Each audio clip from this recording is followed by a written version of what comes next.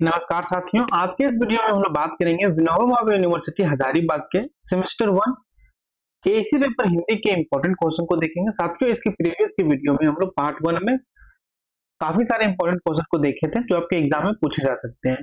दोस्तों, इस वीडियो में हम आपको उससे आगे के क्वेश्चन के बारे में डिस्कस करेंगे जो उस वीडियो में हम आपको नहीं बताए थे। यदि आपने प्रीवियस वीडियो को नहीं देखा है तो आपको चैनल में वीडियोस मिल जाएगा, वहां से आप देख सकते हैं। और जो प्रीवियस वीडियो था उसका लिंक हम आपको डिस्क्रिप्शन बॉक्स में भी प्रोवाइड करवा देंगे और आई बटन में भी आपको दे देंगे, तो वहां से भी आप इससे जो प्रीवियस वीडियो को हम डाले थे जो 36 मिनट का लगभग था उसे आप देख लीजिएगा। उस वीडियो में हम आपको इंपॉर्टेंट क्वेश्चन सारे डिस्कस करवाए हैं। इसके बाद क्वेश्चन नंबर 5 तक हम लोग उस वीडियो में देखा था। इस वीडियो में हम उसके आगे के क्वेश्चनों को देखेंगे, संवाद लेखन से देखेंगे, जो कि क्वेश्चन नंबर 13 तक हम लोग देखेंगे। यदि वीडियो काफी लंबी हो जाएगी तो फिर हम लोग इसको भी पार्ट बाय पार्ट करके देखेंगे। तो ये पार्ट 2 है, तो पार्ट 3 में सभी क्वेश्चनों को आपको करवा देंगे। साथियों, इस वीडियो में आप जितने भी प्रश्न देखेंगे ये सारे प्रश्न जो है आपके पीवाईक्यूज में पूछे गए हैं, सेशन 27 के सेमेस्टर 1 और 2 में पूछे गए हैं। तो काफी संभावना है कि ये एज इट इज क्वेश्चन आपके एग्जाम में भी पूछा जाएगा। तो आप इन कम से कम जो 13 क्वेश्चन है उसे आप जरूर अच्छे से कर लें ताकि ये सारे क्वेश्चन आपके एग्जाम में आए तो आप अच्छे तरीके से लिख सकें। दोस्तों, ये खत्म हो जाने के बाद जो आपका पत्र लेखन है ये सारे का वीडियोस आएगा आपका कल शाम में, तो आप उसे देख लीजिएगा क्योंकि आपका परसों एग्जाम है और यदि आप नहीं पढ़िएगा अभी तो फिर एग्जाम में आपको बैकलॉग या फिर फेल जैसे चीजों का सामना करना पड़ेगा। और यदि आप एक बार फेल हो जाते हैं तो फिर आपको हर सेमेस्टर में टेंशन होगी। और साथ ही में इसका कंप्लीट पीडीएफ है, ये आपको हमारे टेलीग्राम चैनल पर और व्हाट्सएप चैनल पर मिल जाएगी, तो वहां से आप इसे डाउनलोड करके और भी अच्छे तरीके से पढ़ सकते हैं। तो चलिए हम लोग आगे के क्वेश्चन को डिस्कस करते हैं।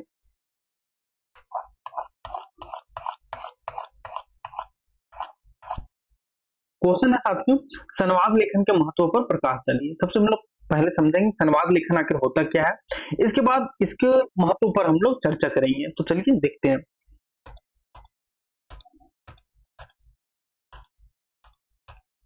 साथियों, संवाद लेखन का अर्थ है किसी विशेष विषय पर दो या दो से अधिक व्यक्तियों के बीच विचारों और विचारधाराओं का आदान प्रदान करना। देखिए साथियों, संवाद लेखन का एक हम लोग सिंपली अर्थ समझे सिंपल लैंग्वेज में, तो इसका अर्थ होता है साथियों जब दो या दो से अधिक व्यक्तियों के बीच विचारों और विचारधाराओं का आदान प्रदान होता है तो उसे हम लोग संवाद लेखन कहते हैं।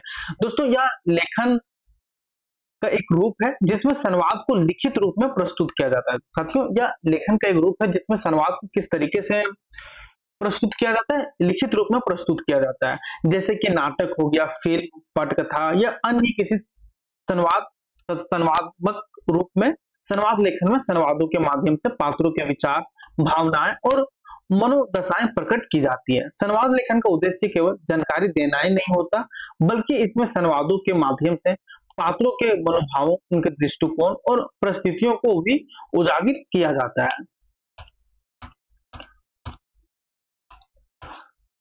आइए बात करते हैं संवाद लेखन के महत्व के बारे में। जो इसका पहला महत्व है साथियों वह है भावनाओं का सही अभिव्यक्ति करना।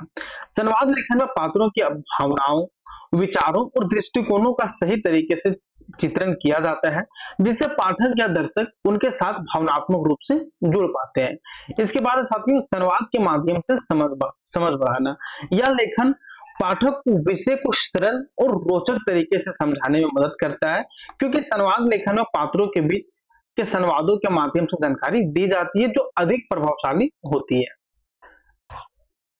इसके बाद तीसरा जो महत्व है साथियों वह है संचार कौशल में सुधार।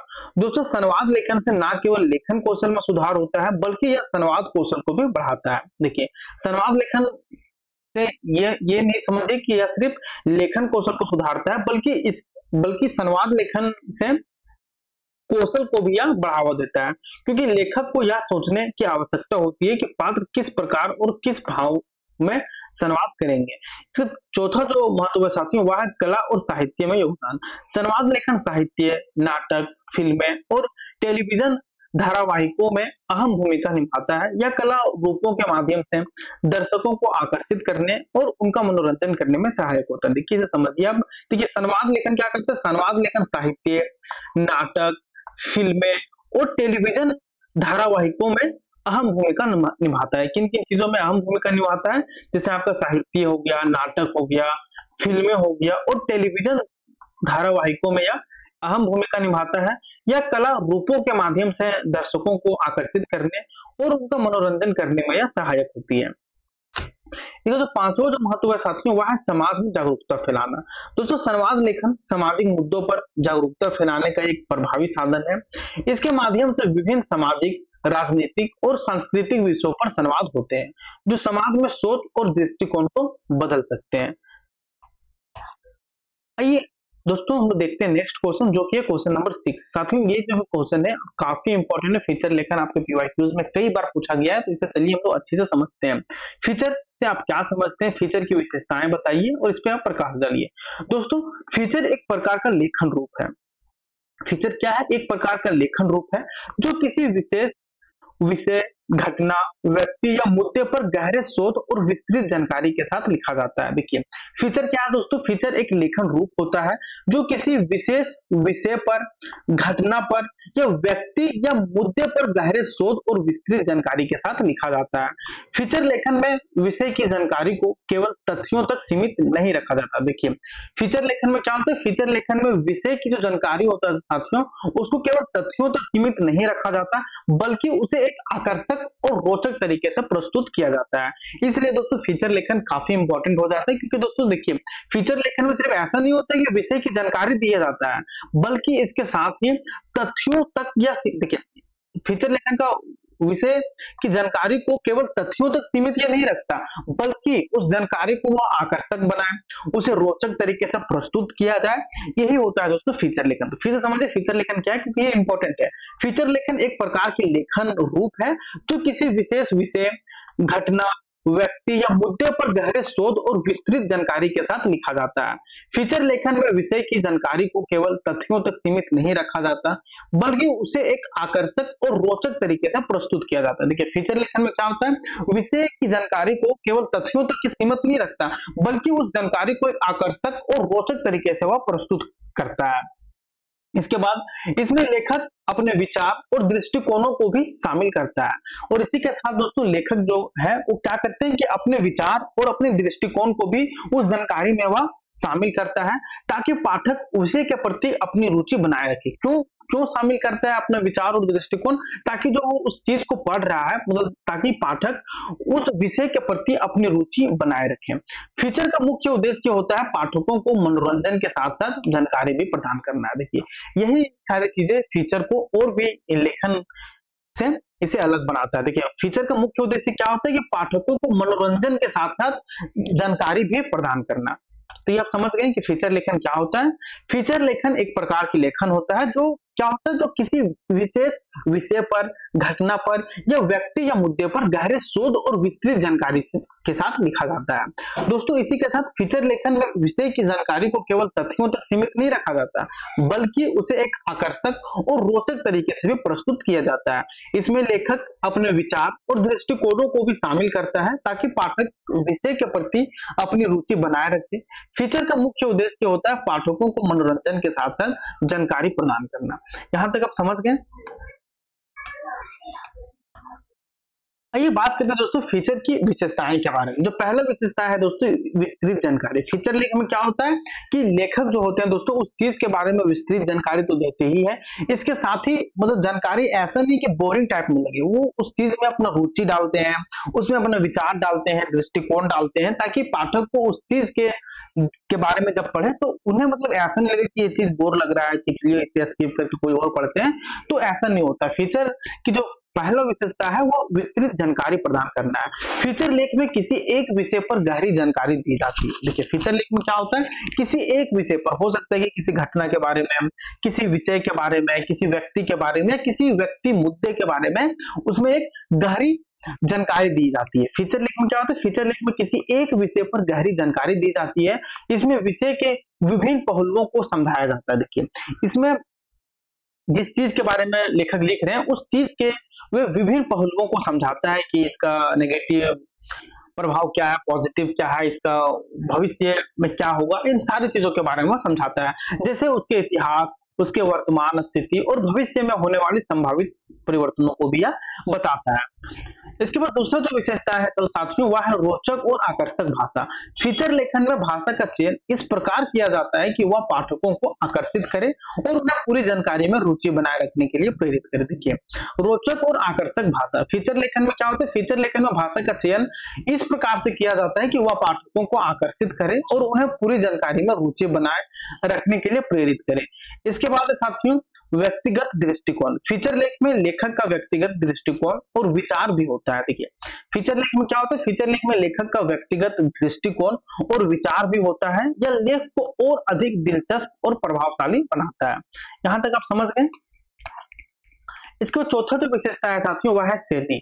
फीचर लेखन की शैली साहित्यिक, विचारशील और गहरी होती है। देखिए, फीचर लेखन की जो शैली होती है साथियों वह साहित्यिक, विचारशील और गहरी होती है।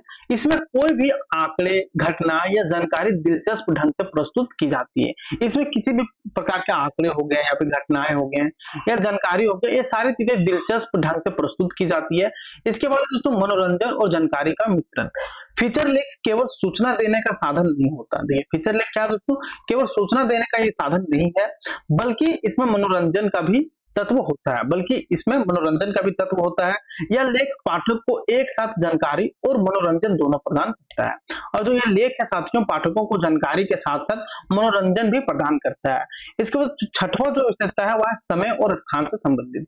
फीचर लेख किसी विशेष समय और स्थान से संबंधित होता है। देखिए, फीचर लेख जो होता है दोस्तों वह किसी विशेष समय या स्थान से संबंधित होता है और उसमें उस समय की परिस्थितियां और घटनाओं का गहरा विश्लेषण किया जाता है और उस समय की जो परिस्थितियां हैं और घटना है उसका गहरा विश्लेषण उसमें किया जाता है।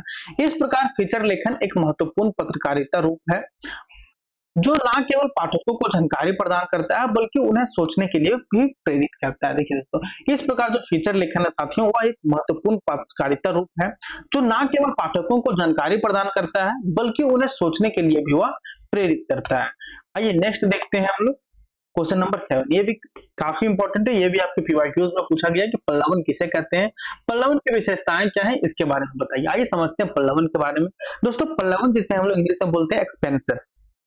दोस्तों, पल्लवन का अर्थ है किसी शब्द, वाक्य या विचार का विस्तार करना ताकि उसका अर्थ और स्पष्ट हो सके। देखिए, पल्लवन का क्या अर्थ है साथियों, पल्लवन का अर्थ है किसी भी शब्द या फिर वाक्य या विचार का विस्तार करना ताकि उसका अर्थ और स्पष्ट हो सके। यहां तक क्लियर है।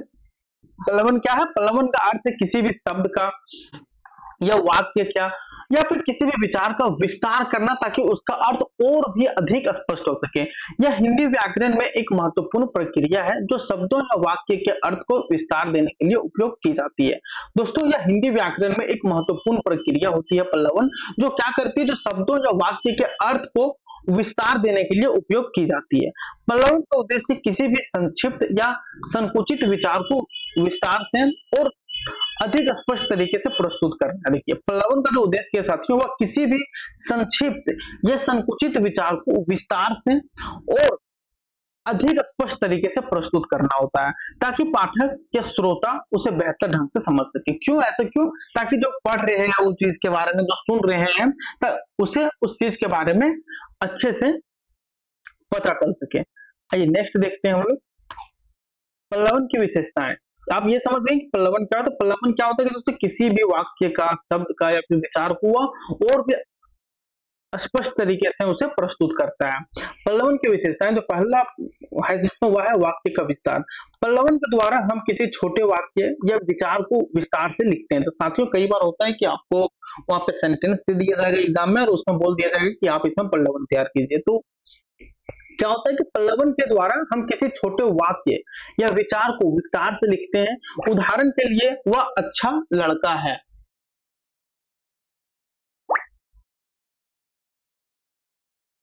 देखिए, वाक्य का विस्तार, पल्लवन के द्वारा हम किसी छोटे वाक्य या विचार को विस्तार से लिखते हैं। उदाहरण के लिए, वह अच्छा लड़का है को पल्लवित रूप में वह एक होशियार और मेहनती लड़का है जो हमेशा अपने कार्यों में सफल रहता है और दूसरों की मदद करता है में बदल सकते हैं। मतलब आप इसे और भी लॉग में बदल सकते हैं, लेकिन यहाँ पर हम उदाहरण के जरिए बताएं तो आप इसे समझिए। तो ये कि वाक्य का विस्तार करता है। पल्लवन द्वारा हम किसी छोटे वाक्य या विचार को विस्तार से लिखते हैं। उदाहरण में आप जैसे दे दिया जाएगा सेंटेंस कि वह अच्छा लड़का है, तो आप इसमें पल्लवन तैयार कीजिए। तो किस प्रकार से इसे पल्लवित रूप में लिख सकते हैं, आप इस प्रकार से लिख सकते हैं, वह एक होशियार और मेहनती लड़का है जो हमेशा अपने कार्यों में सफल रहता है और दूसरों की मदद करता है, दूसरों का सहायक करता है, और इस प्रकार से आप लिख सकते हैं।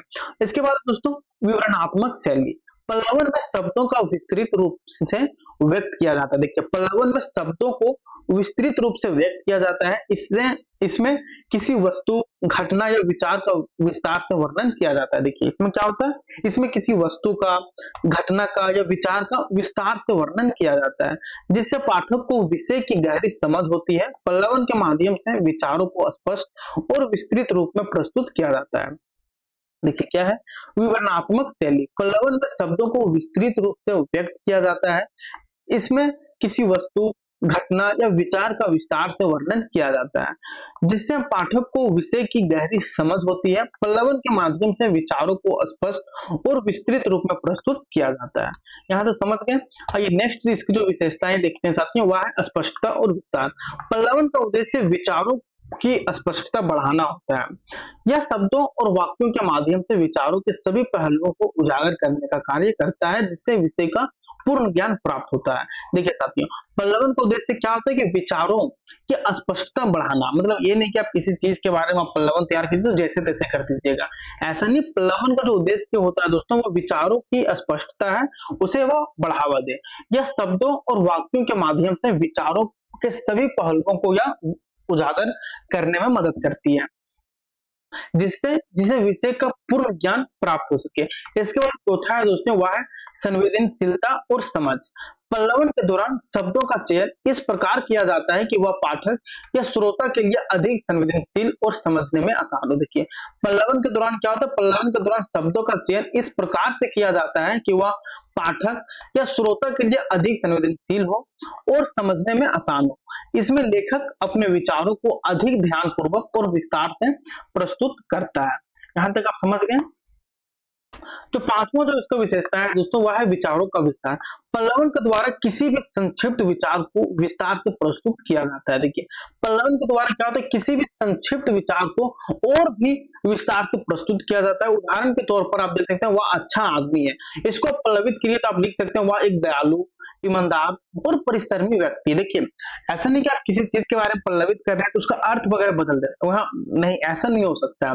आपको स्पष्ट ना, देखिए पल्लवन का अर्थ होता है कि साथियों आप उस चीज के बारे में और भी ज्यादा संक्षिप्त में लिखें, और भी ज्यादा उसको विस्तार में लिखें, जैसे वह अच्छा आदमी है। और एक अच्छा आदमी में क्या क्या खूबियां होती है, क्या क्या खूबियां होनी चाहिए, आप इस प्रकार से उसे पल्लवित कर सकते हैं। जैसे वह एक दयालु, ईमानदार और परिश्रमी व्यक्ति है, जो हमेशा दूसरों की मदद करता है और अपने कार्यों को पूरी मेहनत और ईमानदारी से करता है, में बदला जा सकता है। तो और भी ऐसे आप लिख सकते हैं अपने लैंग्वेज में कि वह अच्छा आदमी है, वह एक दयालु, ईमानदार और परिश्रमी व्यक्ति है, जो हमेशा दूसरों की मदद करता है, दूसरों की सहायक करता है, दूसरों का रिस्पेक्ट करता है और अपने कार्यों को बहुत ही अपने मेहनत से और ईमानदारी से करता है, और वो किसी को हर्ट नहीं पहुंचाता है। मतलब इस प्रकार से आप लिख सकते हैं अपने भाषा में, मतलब बहुत ही फ्रेंडली तरीके से। दोस्तों पल्लवन किसी भी विचार या वाक्य के विस्तार को सुनिश्चित करता है, जिससे पाठक या श्रोता उसे पूरी तरह से समझ सके। देखिए पल्लवन क्या करता है, पल्लवन किसी भी विचार या वाक्य के विस्तार को सुनिश्चित करता है, जिससे पाठक या श्रोता उसे पूरी तरह से समझ सके। यह लेखन को अधिक स्पष्ट और प्रभावशाली बनाता है और विचारों को गहराई से प्रस्तुत करने का एक महत्वपूर्ण तरीका होता है। आइए नेक्स्ट देखते हैं दोस्तों हम लोग संक्षेपण, जिसे हम लोग बोलते हैं प्रीसी राइटिंग। क्या है, इसे करने की विधि को समझाइए, ये भी काफी इंपॉर्टेंट और ये भी आपके पीवाईक्यूज में पूछे गए हैं। संक्षेपण आइए देखते हैं दोस्तों। संक्षेपण एक प्रकार की लेखन विधि है जिसमें किसी लंबे और विस्तृत पाठ का संक्षिप्त और स्पष्ट रूप से सारांश तैयार किया जाता है। देखिए संक्षेपण क्या है दोस्तों, संक्षेपण एक प्रकार की लेखन विधि होती है जिसमें किसी लंबे और विस्तृत पाठ का संक्षिप्त और स्पष्ट रूप से सारांश तैयार किया जाता है। मतलब इसमें क्या होता है कि प्रिसाइज राइटिंग किया जाता है, मतलब किसी भी लंबे और विस्तृत पाठ का एक स्पष्ट रूप से सारांश तैयार किया जाता है। इसमें पाठ के मुख्य बिंदुओं और विचारों को बिना किसी अतिरिक्त जानकारी के छोटे और संक्षिप्त रूप में प्रस्तुत किया जाता है। जैसे हम लोग पल्लवन को देखें कि एक छोटे वाक्य से उस चीज को हम लोग पल्लवित करते हैं, उसके बारे में लिखते हैं, तो वह संक्षेपण क्या हो गया कि एक मान लीजिए कि विस्तृत पाठ है, तो उस चीज के जो जो मेन मेन पॉइंट्स हैं उस चीज के बारे में आपको लिखना होता है। लेकिन आप ऐसे ऐसे चीजों के बारे में लिखें संक्षेपण में कि जो मेन उद्देश्य है उस लंबे पाठ का, उस उद्देश्य को आप अपने संक्षेपण में लिखें। ये नहीं कि वहां पर अर्थ कुछ और है आप लिख कुछ और रहे हैं, ऐसा नहीं होना चाहिए। तो वही कि संक्षेपण एक प्रकार की लेखन विधि होती है जिसमें किसी लंबे और विस्तृत पाठ का संक्षेपण संक्षिप्त और स्पष्ट रूप से सारांश तैयार किया जाता है। इसमें पाठ के मुख्य बिंदुओं और विचारों को बिना किसी अतिरिक्त जानकारी के छोटे और संक्षिप्त रूप में प्रस्तुत किया जाता है। इसी के साथ संक्षेपण का उद्देश्य किसी बड़े लेख, कहानी या किसी अन्य प्रकार के पाठ का सार देना होता है। देखिए संक्षेपण का उद्देश्य क्या होता है? संक्षेपण का उद्देश्य होता है किसी बड़े लेख, कहानी या किसी अन्य प्रकार के पाठ का सार देना होता है जिससे पाठक को उसे सामग्री का मुख्य उद्देश्य और विचार बिना ज्यादा पढ़े समझ में आ जाए। तो ये सारी चीजें हैं।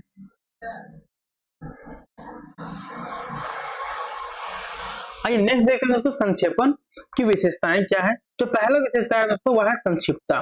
संक्षेपण में मूल पाठ का सार प्रस्तुत किया जाता है बिना किसी अनावश्यक जानकारी के। मान लीजिए कि आपको एक बहुत बड़ा पाठ दे दिया जाए, इसमें बोल दिया जाए कि आप इसे पढ़ के बस मुख्य बातों को लिखें, ताकि मान लीजिए को पाठक इतना ना पढ़े, बस जो जानकारी की बात पढ़े, जो महत्वपूर्ण है उसे पढ़े, तो आप उस प्रकार से संक्षेपण आप तैयार कीजिए बिना अनावश्यक जानकारी के। मतलब कोई भी चीज अनावश्यक नहीं होता है, लेकिन जो आपको लग रहा है कि ये मतलब इसे थोड़ा इग्नोर किया जा सकता है, तो आप उसे इग्नोर करके जो मुख्य बातें हैं उसको आप अपने शब्दों में लिखिए। तो वही है कि संक्षेपण में मूल पाठ का सार प्रस्तुत किया जाता है। मतलब जो मूल पाठ है उसका सार, मतलब जो उसका उद्देश्य क्या है, उसका वो कहना क्या चाह रहा है, उस चीज को प्रस्तुत किया जाता है बिना किसी अनावश्यक जानकारी के। इसमें शब्दों की संख्या कम होती है जबकि विचार और संदेश पूरी तरह से संप्रेषित होती है। देखिए बशर्ते संक्षेपण में शब्दों की संख्या कम होती है जो मूल पाठ होता है उससे, लेकिन विचार और संदेश पूरी तरह से संप्रेषित होता है। मतलब कि वो विचार और जो संदेश है मूल पाठ में, वे सारी चीजें इसमें संक्षेपण में होती है। इसके बाद है दोस्तों स्पष्टता। संक्षेपण में मुख्य विचारों और बिंदुओं को साफ साफ और स्पष्ट रूप से प्रस्तुत किया जाता है। देखिए संक्षेपण में क्या होता है कि मुख्य विचारों को और बिंदुओं को साफ साफ और स्पष्ट रूप से प्रस्तुत किया जाता है, कोई भी अस्पष्टता या भ्रम नहीं होता। इसके बाद दोस्तों नैतिकता का पालन। संक्षेपण करते समय लेखक को मूल विचारों को सही तरीके से व्यक्त करना चाहिए बिना किसी जानकारी को बदलने या तोड़ने के। देखिए क्या नैतिकता का पालन, मतलब संक्षेपण करते समय लेखक को मूल विचारों का सही तरीके से व्यक्त करना, मतलब जो मूल विचार पाठ में दिया गया है उन मूल विचारों को वह सही तरीके से व्यक्त करें बिना किसी जानकारी को बदले या तोड़े। यह एक निष्पक्ष और सारांश होना चाहिए। इसके बाद चौथा जो विशेषता है दोस्तों वह है निर्देशों का पालन। जब किसी लेख या पाठ का संक्षेपण किया जाता है तो इसके लिए दिए गए निर्देशों और शब्द सीमा का पालन करना आवश्यक होता है। देखिए क्या है कि जब किसी लेख या पाठ का संक्षेपण किया जाता है तो इसके लिए दिए गए निर्देशों और शब्द सीमा का पालन करना आवश्यक होता है। यह सुनिश्चित करता है कि संक्षेपण संक्षिप्त और सटीक हो। इसके बाद दोस्तों संक्षेपण करने की विधि। संक्षेपण करने की विधि क्या है? पहला है दोस्तों मुख्य बिंदुओं की पहचान करें। सबसे पहले आपको दिए गए पाठ को ध्यान से पढ़ना होगा और उसके मुख्य बिंदुओं को पहचानना होगा। जो भी महत्वपूर्ण विचार लगे आपको, जो भी महत्वपूर्ण घटनाएं लगे या तथ्य लगे, उन्हें आप चिन्हित करें। इसके बाद दोस्तों दूसरा विधि है वह है अनावश्यक जानकारी को छोड़ें। पाठ में दी गई अतिरिक्त जानकारी, उदाहरण या विवरण को छोड़ दें जो मूल विचार को समझने में मदद नहीं करते। केवल मुख्य बिंदुओं को आप शामिल करें अपने संक्षेपण में। इसके बाद दोस्तों संक्षिप्त रूप में लिखें। अब आप मूल पाठ को छोटे संक्षिप्त वाक्यों में लिखें। इस दौरान यह ध्यान रखें कि आपने जो बिंदु उठाए हैं उन्हें सही तरीके से प्रस्तुत किया जाए। क्या है कि अब आप मूल पाठ को छोटे संक्षिप्त वाक्यों में लिखें। इस दौरान यह ध्यान रखें कि आपने जो बिंदु उठाए हैं उन्हें सही तरीके से प्रस्तुत किया जाए ताकि पाठक को मूल विचार का सही अनुमान हो सके। इसके बाद दोस्तों, नया वाक्य नहीं बनाना।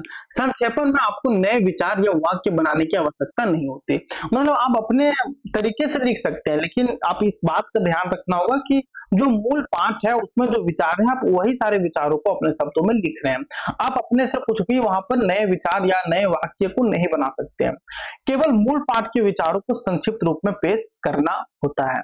इसके बाद जो पांचवा है वह है दोस्तों संक्षेपण को संपादित करें। जब आप संक्षेपण लिख लें तो उसे एक बार फिर से पढ़ें। जब आप संक्षेपण तैयार कर लें मूल पाठ को पढ़ें तो उसे आप एक बार फिर से पढ़ें और सुनिश्चित करें कि इसमें सभी महत्वपूर्ण बिंदुओं को शामिल किया गया है और कोई अनावश्यक जानकारी नहीं है। साथ ही यह भी देखें कि संक्षेपण में शब्द सीमा का पालन किया गया है या नहीं। इसके बाद आप ये भी देखें कि संक्षेपण में शब्द सीमा का पालन किया गया है कि नहीं, ये सारी चीजें। जैसे उदाहरण देखिए, यदि आपके पास एक लंबा लेख है तो उसे संक्षेपित करते हुए आप केवल लेख के मुख्य विचारों, संदेशों और घटनाओं को ही रखते हुए एक छोटा सारांश तैयार करेंगे। संक्षेपण एक कला है साथियों जिसमें लेखक को संक्षिप्तता, स्पष्टता, साहित्यिकता रखनी होती है या किसी भी बड़े लेख या पाठ को संक्षेप रूप में प्रस्तुत करने का एक महत्वपूर्ण तरीका है जो समय बचाने और प्रभावी संचार के लिए यह उपयोगी है। क्वेश्चन नंबर 9 है साथियों, प्रारूपण से आप क्या समझते हैं? प्रारूपण की महत्ता पर अपना विचार दीजिए। दोस्तों ये भी क्वेश्चन आपके पीवाईक्यूज में पूछा गया है। यदि आपको विश्वास नहीं है तो आप देख सकते हैं, यूट्यूब में आपको काफी सारे वीडियोस मिल जाएंगे जो पीवाईक्यूज अपलोड है। और हम यदि आप बोलिएगा तो इसे हम टेलीग्राम चैनल पे साझा कर देंगे, तो वहां पे भी आप देख सकते हैं। प्रारूपण से आप क्या समझते हैं? प्रारूपण की महत्ता पर अपनी विचार दीजिए। आइए देखते हैं दोस्तों प्रारूपण। दोस्तों प्रारूपण का मतलब होता है किसी दस्तावेज या लेख को एक सही और व्यवस्थित रूप में प्रस्तुत करना। देखिए प्रारूपण क्या होता है दोस्तों? प्रारूपण का मतलब ही होता है कि किसी भी दस्तावेज या लेख को एक सही और व्यवस्थित रूप में प्रस्तुत करना। दोस्तों या किसी भी लेख, रिपोर्ट, आवेदन पत्र या निबंध को एक विशेष ढंग से सजाने की प्रक्रिया होती है। देखिए जो प्रारूपण होता है दोस्तों, वह किसी भी लेख, रिपोर्ट, आवेदन पत्र या निबंध को एक विशेष ढंग से सजाने की प्रक्रिया होती है ताकि वह पाठक के लिए स्पष्ट और समझने में आसान हो सके, प्रारूपण में लेख के हिस्सों को सही जगह पर रखना, जैसे शीर्षक, उपशीर्षक, पैराग्राफ, बुलेट पॉइंट आदि, ताकि वह व्यवस्थित और पेशेवर बने। देखिए इसी के साथ वह पाठक के लिए क्या करता है? स्पष्ट और समझने में आसान हो। इसके लिए वह प्रारूपण में लेख के हिस्सों को सही जगह पर रखता है, जैसे शीर्षक हो गया, उपशीर्षक हो गया, पैराग्राफ हो गया, बुलेट हो गया, पॉइंट्स हो गया आदि, ताकि वह व्यवस्थित और पेशेवर लगे। इसके बाद साथियों प्रारूपण की महत्ता बहुत ज्यादा है। सबसे पहले यह दस्तावेज को स्पष्ट और संरचित बनाता है। तो इसका जो आप देखिए मोटा मोटी जो इसका समझने का है दोस्तों, प्रारूपण क्या होता है? किसी भी वह लेख को, दस्तावेज को एक व्यवस्थित तरीके से यह प्रस्तुत करता है जिससे पाठक को जानकारी समझने में आसानी होती है। जिससे क्या होता है कि पाठक को जानकारी समझने में आसानी होता है। जब एक लेख या दस्तावेज ठीक से प्रारूपित होता है तो वह पढ़ने में ज्यादा आकर्षक और समझने में आसान होता है। देखिए क्या है कि जब एक लेख या दस्तावेज ठीक से रूपित होता है तो वह पढ़ने में ज्यादा आकर्षक और समझने में आसान होता है। इसके अलावा अच्छा प्रारूपण किसी दस्तावेज को पेशेवर और व्यवस्थित रूप में प्रस्तुत करता है। और इसी के साथ एक अच्छा प्रारूपण किसी भी दस्तावेज को पेशेवर और व्यवस्थित रूप में प्रस्तुत करता है जो किसी भी काम में गंभीरता और ध्यान को दर्शाता है। जब हम किसी रिपोर्ट या आवेदन का प्रारूपण सही करते हैं तो वह और प्रभावी बन जाता है और यह कार्य को प्रभावी तरीके से प्रस्तुत करता है। इस प्रकार प्रारूपण न केवल समय बचाता है बल्कि काम को बेहतर और अधिक स्वीकार्य बनाता है। क्वेश्चन नंबर 10 है साथियों ज्ञापन के महत्व पर अपना विचार डालिए। दोस्तों ये भी काफी इंपॉर्टेंट है। ज्ञापन क्या है? ज्ञापन एक महत्वपूर्ण लेखन रूप है जिसे आमतौर पर संगठन, कंपनी या किसी अन्य संस्था के अंदर संचार के लिए उपयोग किया जाता है। देखिए ज्ञापन क्या है? ज्ञापन एक महत्वपूर्ण लेखन रूप है जिसे आमतौर पर संगठन, कंपनी या किसी अन्य संस्था के अंदर संचार के लिए उपयोग किया जाता है। ज्ञापन का उद्देश्य होता है दोस्तों सूचना को प्रभावी तरीके से साझा करना। देखिए ज्ञापन का क्या उद्देश्य होता है, सूचना को प्रभावी तरीके से साझा करना होता है, या किसी कार्य, निर्णय, जानकारी या निर्देश को स्पष्ट और संक्षिप्त रूप में प्रस्तुत करता है। देखिए ज्ञापन क्या करता है दोस्तों, या किसी भी कार्य को, निर्णय को, जानकारी को या निर्देश को या स्पष्ट और संक्षिप्त रूप में यह प्रस्तुत करता है। ज्ञापन की विशेषता यह है कि वह जल्दी, संक्षेप और औपचारिक तरीके से संदेश पहुंचाता है। ज्ञापन की जो विशेषता है साथियों यह है कि वह किसी भी चीज को जल्दी, संक्षेप और औपचारिक तरीके से संदेश को पहुंचाता है, जिससे समय की बचत होती है और कार्यों को जल्दी अंजाम दिया जा सकता है। देखिए फिर से आप समझिए क्योंकि ये इंपॉर्टेंट है। ज्ञापन क्या है दोस्तों, ज्ञापन एक महत्वपूर्ण लेखन रूप है वाक्यों के जैसा, जिसे आमतौर पर संगठन में, कंपनी में या किसी अन्य संस्था के अंदर संचार के लिए उपयोग किया जाता है। देखिए काफी इंपॉर्टेंट लाइन है कि इसे कहाँ उपयोग किया जाता है। ये मतलब ये आमतौर पर संगठन पर, किसी कंपनी या किसी अन्य संस्था के अंदर ही संचार के लिए उपयोग किया जाता है। ज्ञापन का उद्देश्य होता है दोस्तों सूचना को प्रभावी तरीके से साझा करना, और इसका उद्देश्य क्या होता है कि किसी भी प्रकार की सूचना को अपने संगठन, संस्था और अंदर के व्यक्तियों तक एक प्रभावी तरीके से इसे साझा किया जा सके, या किसी कार्य, निर्णय, जानकारी या निर्देश को स्पष्ट और संक्षिप्त रूप में प्रस्तुत करता है। देखिए या क्या करता है, या किसी भी कार्य को, निर्णय को या जानकारी या निर्देश को यह स्पष्ट और संक्षिप्त रूप में यह प्रस्तुत करता है। ज्ञापन की जो विशेषता है दोस्तों वह यह है कि यह जल्दी, संक्षेप और औपचारिक तरीके से संदेश को पहुंचाता है। ये समझ के जिससे समय की बचत होती है, क्योंकि यह जल्दी, संक्षेप और औपचारिक तरीके से पहुंचाती है और कार्यों को जल्दी अंजाम दिया जा सकता है। और इसका उपयोग कहाँ कहाँ किया जाता है, या आमतौर पर संगठन, कंपनी या किसी अन्य संस्था के अंदर इसका उपयोग किया जाता है। इसी में आगे साथियों ज्ञापन का महत्व कई दृष्टिकोणों से अत्यधिक महत्वपूर्ण है। सबसे पहले यह है कि औपचारिक संचार का माध्यम। देखिए ज्ञापन का जो महत्व है दोस्तों वह कई दृष्टिकोणों से अत्यधिक महत्वपूर्ण है, क्योंकि सबसे पहले यह एक औपचारिक संचार का माध्यम है, जिससे कार्य स्थल पर सूचना का आदान प्रदान सही तरीके से होता है। जिससे क्या होता है, जिससे कार्य स्थल पर सूचना का जो आदान प्रदान है साथियों वह सही तरीके से होता है। ज्ञापन के द्वारा किसी भी संगठन में महत्वपूर्ण जानकारी, निर्देश या नियमों को कर्मचारियों तक तुरंत और स्पष्ट रूप से पहुंचाया जा सकता है। देखिए क्या है कि ज्ञापन के द्वारा किसी भी संगठन में महत्वपूर्ण जानकारी, निर्देश या नियमों को कर्मचारियों तक तुरंत और स्पष्ट रूप से पहुंचाया जा सकता है। दूसरा, ज्ञापन संक्षिप्त और सटीक होता है। और दूसरा क्या दोस्तों कि ज्ञापन संक्षिप्त और सटीक होता है, जिससे कार्यों में कोई भ्रम, अनावश्यक जानकारी नहीं होती। देखिए क्या है कि देखिए ज्ञापन के द्वारा किसी भी संगठन में महत्वपूर्ण जानकारियां, निर्देश या नियमों को कर्मचारियों तक तुरंत और स्पष्ट रूप से पहुंचाया जा सकता है। और दूसरा क्या दोस्तों कि ज्ञापन संक्षिप्त होता है और सटीक होता है, जिससे क्या होता है, जिससे कार्यों में कोई भ्रम या अनावश्यक जानकारी नहीं होता है, क्योंकि इसमें जितना भी काम का बात है बस वही लिखा जाता है और लोग जल्दी निर्णय ले सकते हैं। इसके अलावा ज्ञापन को दस्तावेज के रूप में भी रखा जा सकता है, और इसके अलावा ज्ञापन को दस्तावेज के रूप में भी,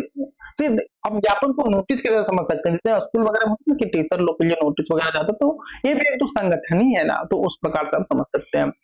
इसके बाद दोस्तों ज्ञापन को दस्तावेज के रूप में भी रखा जा सकता है, जो भविष्य में संदर्भ के लिए उपयोग होता है। जो भविष्य में संदर्भ के लिए मतलब कि एक एविडेंस के जैसा एक उपयोग होता है। यह संगठन की गतिविधियों में पारदर्शिता बनाए रखता है, क्योंकि दोस्तों संगठन के अंदर, कर्मचारियों के अंदर पारदर्शिता बनाए रखने में यह मदद करती है और सभी को समान जानकारी प्रदान करता है, जिससे काम में सामंजस्य बना रहता है। जिससे क्या होता है, काम में सामंजस्य बना रहता है। यहां तक आप समझ गए।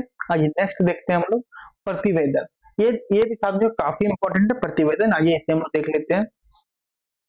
दोस्तों प्रतिवेदन लेखन, जिसे हम लोग इंग्लिश में बोलते हैं रिपोर्ट राइटिंग। प्रतिवेदन लेखन एक महत्वपूर्ण कौशल है जिसका उपयोग किसी भी संगठन, विद्यालय या सरकारी विभाग में विभिन्न घटनाओं, गतिविधियों या निष्कर्षों की रिपोर्ट तैयार करने के लिए किया जाता है। देखिए प्रतिवेदन लेखन का उपयोग हम लोग कहाँ करते हैं, और एक महत्वपूर्ण कौशल है जिसका उपयोग हम लोग किसी भी संगठन के अंदर, विद्यालय में या सरकारी विभाग में विभिन्न घटनाओं, गतिविधियों या निष्कर्षों की रिपोर्ट तैयार करने के लिए हम लोग इसका उपयोग करते हैं, या किसी घटना या कार्य के बारे में तथ्यात्मक जानकारी प्रस्तुत करने का एक औपचारिक तरीका है। देखिए, जो प्रतिवेदन जो है साथियों, वह किसी भी घटना या कार्य के बारे में तथ्यात्मक मतलब तथ्य जानकारी प्रस्तुत करने का एक औपचारिक तरीका है। प्रतिवेदन लेखन का उद्देश्य केवल जानकारी देना नहीं होता। देखिए, और साथियों, जो प्रतिवेदन लेखन का जो उद्देश्य है साथियों, वह केवल जानकारी देना नहीं होता, बल्कि उस जानकारी को व्यवस्थित और स्पष्ट तरीके से प्रस्तुत करना होता है, बल्कि उस जानकारी को व्यवस्थित और स्पष्ट तरीके से प्रस्तुत करना होता है, ताकि पाठक को पूरी घटना या कार्य की सही समझ हो सके, ताकि पाठक को उस पूरी घटना के बारे में अच्छे से समझ हो सके। तो आप ये समझ गए प्रतिवेदन क्या होता है। प्रतिवेदन एक महत्वपूर्ण कौशल होता है, जिसका उपयोग हम लोग किसी भी संगठन में, विद्यालय में या सरकारी विभाग में विभिन्न घटनाओं की गतिविधियों या निष्कर्षों की रिपोर्ट तैयार करने के लिए हम लोग करते हैं, या किसी घटना या किसी कार्य के बारे में तथ्यात्मक जानकारी प्रस्तुत करने के लिए हम लोग इसका उपयोग करते हैं, या और फिर यहाँ एक औपचारिक तरीका है जानकारी को प्रस्तुत करने का। प्रतिवेदन लेखन का उद्देश्य केवल जानकारी देना नहीं होता। देखिए, प्रतिवेदन लेखन का जो उद्देश्य हो सकती है सिर्फ जानकारी प्रदान करना नहीं होता, बल्कि उस जानकारी को व्यवस्थित तरीके से और स्पष्ट तरीके से प्रस्तुत करना भी इसका एक उद्देश्य होता है, ताकि पाठक को पूरी घटना या कार्य की सही समझ हो सके। यहां तक आप समझ गए दोस्तों। प्रतिवेदन लेखन की उपयोगिता कई दृष्टिकोणों से महत्वपूर्ण है। और दोस्तों, प्रतिवेदन लेखन की जो उपयोगिता है साथियों, वो कई दृष्टिकोणों से महत्वपूर्ण है। सबसे पहले, या किसी घटना या कार्य का सही और व्यवस्थित रिपोर्ट बनाता है। देखिए, प्रतिवेदन लेखन की जो उपयोगिता है साथियों, वो कई दृष्टिकोणों से महत्वपूर्ण है। सबसे पहला तो यह कि यह किसी घटना या कार्य का सही और व्यवस्थित रिपोर्ट बनाता है, जिसे बाद में संदर्भ के रूप में उपयोग किया जा सकता है, जिसे बाद में संदर्भ के रूप में उपयोग किया जा सकता है। इससे किसी भी विषय या कार्य के बारे में सही निर्णय लिया जा सकता है, जिससे आपसे कहा था कि इससे किसी भी विषय या कार्य के बारे में सही निर्णय लिया जा सकता है। इसके अलावा प्रतिवेदन लेखन से किसी संगठन के अंदर पारदर्शिता और जवाबदेही बनी रहती है। और इसी के साथ दोस्तों, प्रतिवेदन लेखन से किसी भी संगठन के अंदर पारदर्शिता और जवाबदेही बनी रहती है। जब कार्यों या घटनाओं का सही विवरण दिया जाता है, तो यह सुनिश्चित करता है कि सभी संबंधित व्यक्ति या अधिकारी वही जानकारी प्राप्त कर रहे हैं। और इसी के साथ साथियों, जब कार्यों या घटनाओं का सही विवरण दिया जाता है, तो यह सुनिश्चित करता है कि सभी जो संबंधित व्यक्ति या अधिकारी हैं, वह सही जानकारी प्राप्त कर रहे हैं कि नहीं कर रहे हैं, ये सारी चीजें। इसके बाद साथियों, प्रतिवेदन प्रतिवेदन लेखन मतलब इसी में हम सारांश के रूप में आपको बता दे रहे हैं। प्रतिवेदन लेखन का एक और लाभ यह है कि यह समस्याओं और उसके समाधान को स्पष्ट रूप से प्रस्तुत करता है। देखिए, प्रतिवेदन लेखन का एक और लाभ है साथियों कि यह समस्याओं को और उनके समाधान को यह स्पष्ट रूप से प्रस्तुत करता है। उदाहरण के लिए, किसी परियोजना की प्रगति रिपोर्ट में परियोजना से संबंधित समस्या और उनके समाधान के बारे में जानकारी दी जाती है। जैसे उदाहरण में आप लिख सकते हैं।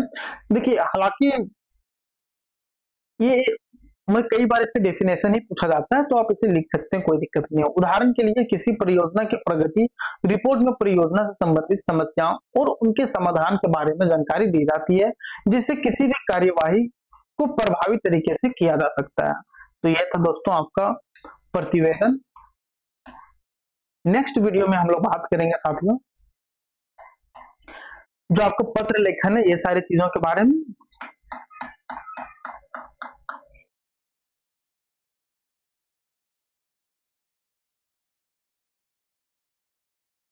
देखिए, जैसे ये जो क्वेश्चन आप देख रहे हैं, क्वेश्चन नंबर आपका जो देखिए यहाँ पर क्वेश्चन नंबर 12 है, गांव की गंदगी दूर करने हेतु स्वास्थ्य पदाधिकारी के पास एक पत्र लिखें। ये आपके पीवाईक्यूज में पूछा गया है, आप देख सकते हैं।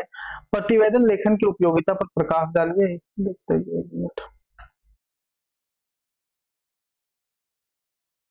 और फिर आप यहाँ पे देखिए, एक और क्वेश्चन है, शहर की गंदगी दूर करने हेतु संपादक के नाम में पत्र लिखे। ये भी आपके पीवाईक्यूज में पूछा गया है। तो दोस्तों, हम इसका वीडियो नेक्स्ट वीडियो में आपको सिर्फ हम पत्र लेखन से संबंधित जितने भी प्रश्न आपके एग्जाम में पूछे जाते हैं, इन सारे वीडियोस हम लेकर आएंगे। और आपको चैनल में कई सारे वीडियोस भी मिल जाएंगे, उसको फॉर्मेट किस प्रकार से पत्र लेखन लिख सकते हैं, ये सारी चीजें सभी चीजें हम बताए हैं। आपके जो सेशन टाइप का टेस्ट है, उन सारे स्टूडेंट को तो आप वहां से भी देख सकते हो। यदि आप कमेंट कीजिएगा कि नहीं सर हम लोग को बताइए फिर से नई वीडियो लाके, तो कोई बात नहीं, हम लोग फिर से नई वीडियो लाएंगे और उसमें आपको पत्र लेखन कैसे लिखा जाता है, इसका फॉर्मेट क्या होता है, इन सारी चीजों के बारे में आपसे डिटेल में चर्चा करेंगे। तो साथियों मिलते हैं नेक्स्ट वीडियो में, पत्र लेखन के वीडियो के साथ, और भी आगे के जो सब्जेक्ट्स का आपका एग्जाम होने वाला है, इन सारी चीजों के साथ हम मिलते हैं। इसका जो कंप्लीट पीडीएफ है ये आपको हमारे टेलीग्राम चैनल पर, व्हाट्सएप चैनल पर मिल जाएगा, तो वहां पर हमें ज्वाइन करके इन सारी पीडीएफ को फ्री ऑफ कॉस्ट डाउनलोड करके अच्छे तरीके से पढ़ सकते हैं। तो मिलते हैं नेक्स्ट वीडियो में। Best of luck for good exam.